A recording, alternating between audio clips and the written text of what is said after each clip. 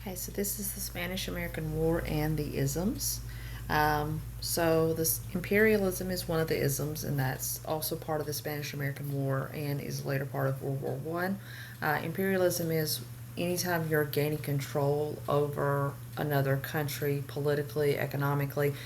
It's not the same as colonialism because when colonialism, you're like settling people, and this is not necessarily anyone's going to settle there, but you're taking advantage of their resources economically or politically.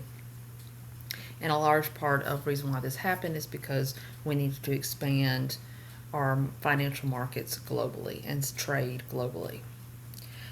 So some of the justifications was social Darwinism, like survival of the fittest. You know about Darwin and his idea of the evolution and survival of the fittest, only the strong will survive.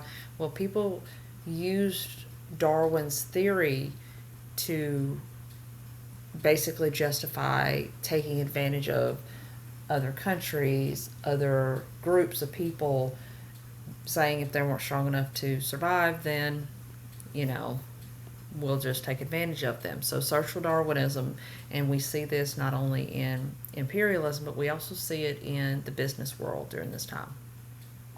White man's burden was the idea or the philosophy that Americans had a better culture, a better way of doing things.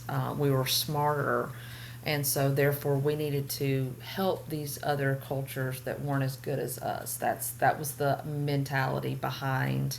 That was the other justification or mentality behind why we did what we did during imperialism, is that we were better and they needed to get on our level.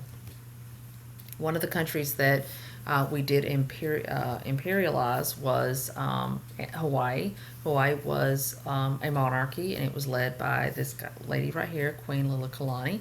And Americans went there and settled and had plantations, sugar plantations, things like that.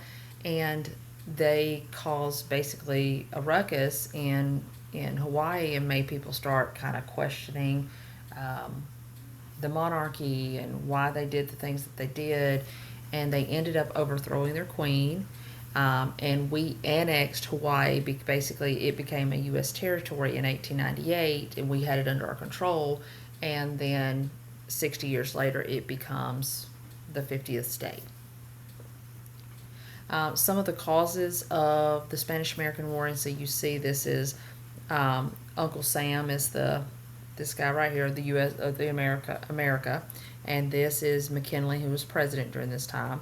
And so you see Cuba, Puerto Rico, the Philippines. That's what's basically on the menu, so to speak. So some of the causes was one, jingoism, which is extreme nationalism. It's not just like I love my country, it's like I'm ready to throw hands over my country.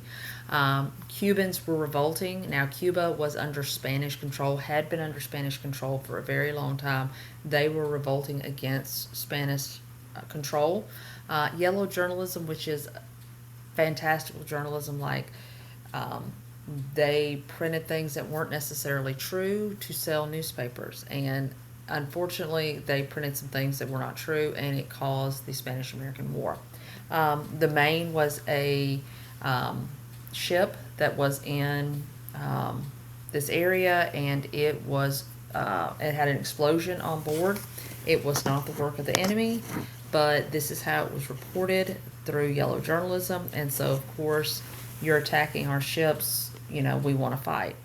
Um, and so these are some of the causes. So here is again newspaper: Maine explosion caused by a bomb or torpedo. Description of the warship Maine was the work of an enemy. Neither of these are true. It was a freak accident, but it was enough to make the American people go, let's go fight. This was a very short war. It starts in April of 1898 and was over. It was actually called the Splendid Little War. Teddy Roosevelt was the Assistant Secretary of the Navy when this started. He resigned his position to go take part in the war. He was part of the Battle of San Juan Hill. Um, on July 3rd, the Spanish fleet was sunk in Santiago Bay, and by August, the Spanish army or military had surrendered. So Splendid little war. It was only about a 4-month war. It was ended with the Treaty of Paris in 1898. Um, America did get Puerto Rico and Guam as U.S. territories, and they're still U.S. territories. U.S. Spain paid Spain $20 million for the Philippines, because so again we're getting a foothold in Asia, and everybody was like, "Why are we paying them money when we won?" So a lot of people really didn't agree with that particular provision of the Treaty of Paris.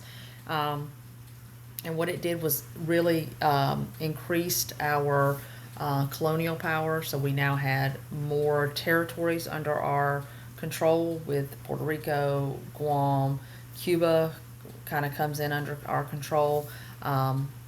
And it caused more anti-Catholic feelings, because again, Spain was a Catholic nation, and it caused us to have a lot of more nativism and more like um, bad feelings toward people of Spanish descent or Catholics. And that is the end of the Spanish American War and the isms.